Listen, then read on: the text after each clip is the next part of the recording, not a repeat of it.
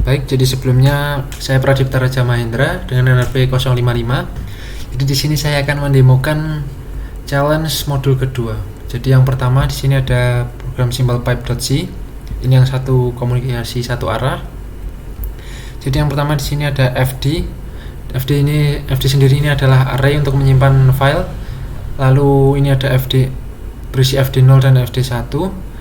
Karena menyimpan dua variabel, maka FD0 ini untuk membaca dari pipe, lalu FD1 untuk menulis ke pipe.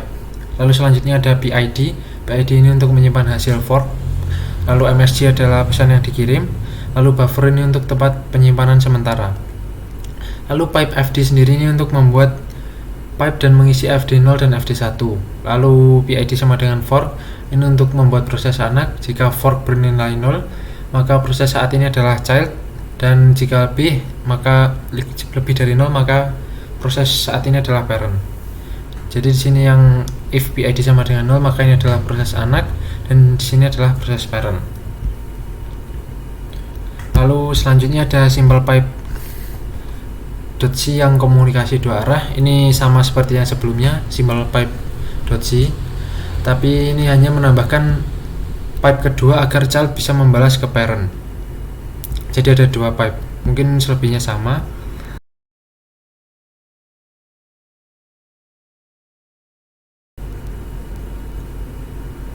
Selanjutnya soalnya adalah multiproc.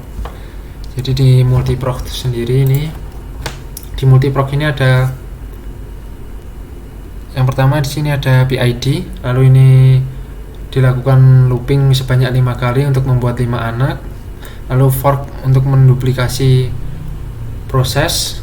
Lalu di sini jika PID sama dengan 0, maka ini ada di proses anak. Lalu jika lebih dari 0, maka ada di proses parent, dan nilai yang dikembalikan adalah PID anak. Jika di PID sama dengan 0, maka langsung mencetak informasi ini dan akan melakukan exit 0 ini untuk dilakukan untuk agar tidak melakukan looping terus menerus. Lalu di sini ada looping lagi untuk menunggu semua selesai. Jadi setelah membuat semua anak, akan menunggu proses parentnya akan menunggu semua proses anak dengan wait ini. Lalu di sini jika sudah selesai semua, maka akan mengeluarkan printf semua anak selesai.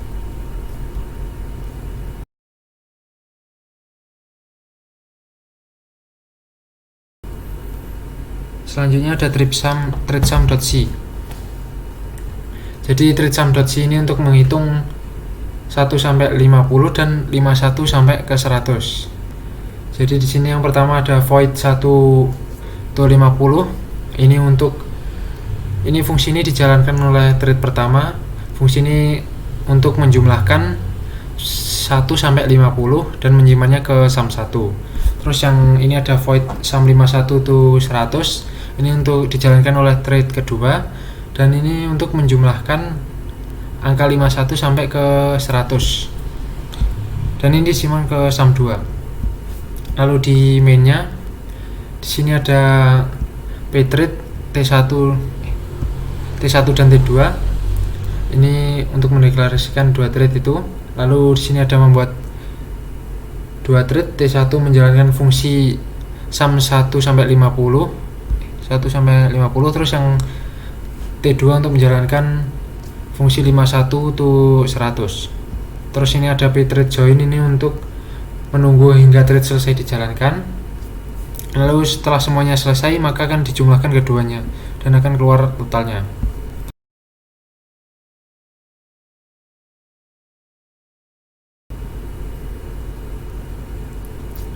Jadi yang di sini ada pointer sem, ini untuk membuka atau membuat semafor bernama SyncSem. Lalu selanjutnya ada ini PID sama dengan fork. Ini untuk membuat child prosesnya. Lalu dilakukan looping untuk menulis file dengan semafornya. Ini semWait ini untuk masuk ke dalam critical section. Lalu fopen A ini untuk membuka file untuk ditambahkan. lalu get bit untuk cetak ID proses saat ini, lalu di sini sempos ini untuk keluar dari critical section, lalu dilakukan pengecekan. Jika PID tidak sama dengan 0, maka yang menunggu child selesai agar proses tidak berakhir itu hanya parentnya. Lalu menutup semafornya dengan sem close ini.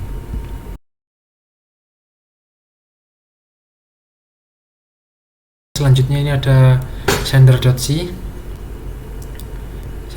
dan receiver.c. Jadi di sender.c ini ada struct message buffer untuk menyimpan message type dan juga message text-nya. Lalu di fungsi mainnya ada key ini sama dengan ftalk, ini untuk menyimpan key unik untuk message queue berdasarkan file profile dan ID 65. Lalu ada integer message ID, ini menggunakan message get untuk membuat atau mengambil yang sudah ada message queue dengan key tersebut. Lalu selanjutnya ada pendeklarasian struct message buffer message ini untuk menginisialisasi pesannya dengan message.message type diset sama dengan 1. Lalu ini menggunakan strcpy untuk memasukkan pesannya dan berisi pesan dari sender. Lalu message send itu untuk mengirim pesannya. Jika berhasil maka akan keluar pesan terkirim. Lalu di receiver.c sendiri, di sini menggunakan struct sama seperti sebelumnya, message buffer untuk menyimpan message type dan juga message text. Lalu selanjutnya di mainnya, fungsi mainnya sama seperti sebelumnya, ada key dan message ID. Lalu di sini ada pendeklarasian struct-nya tadi, message buffer message. Terus ini ada message receive, ini untuk menerima pesannya. Lalu printf ini jika sudah menerima pesannya maka akan mengeluarkan receiver menerima message.message text atau pesan yang dikirim dari sender tadi. Lalu di sini yang terakhir ada message.ctl, ini untuk menghapus message queue dari sistem agar tidak tersisa setelah dipakai.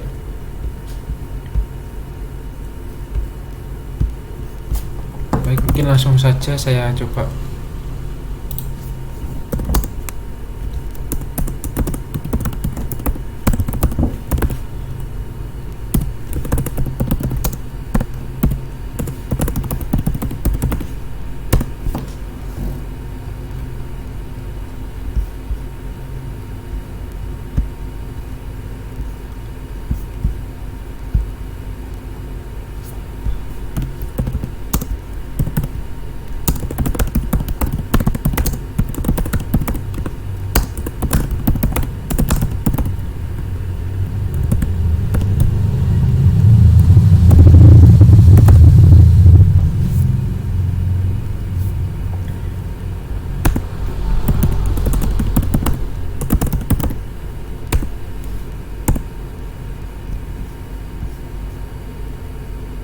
Jadi yang simple pipe yang satu arah hanya mengeluarkan yang childnya saja.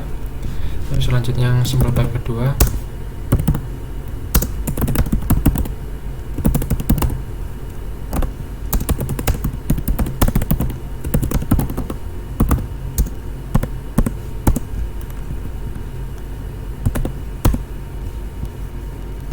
lalu yang selanjutnya yang simple pipe kedua ada dua arah, maka dari child dan juga dari parentnya.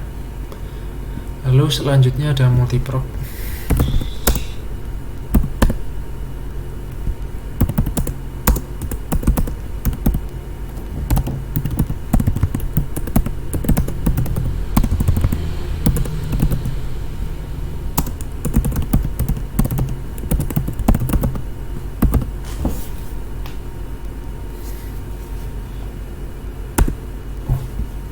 Masih error sebentar, multiprop.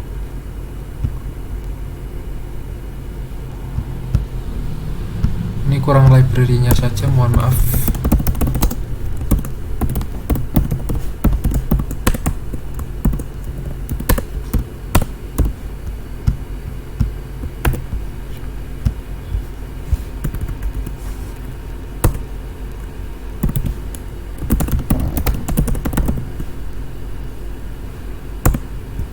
Ini untuk multiprop-nya.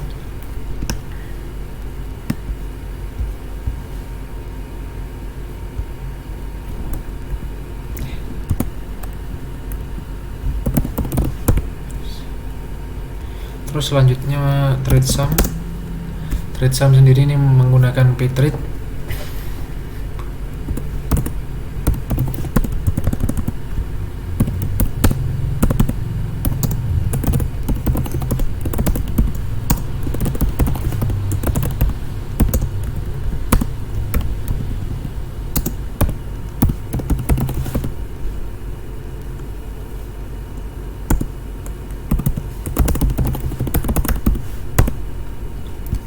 Ini untuk total dari 1 sampai 50 dan 51 ke 100. Lalu selanjutnya ada semafor.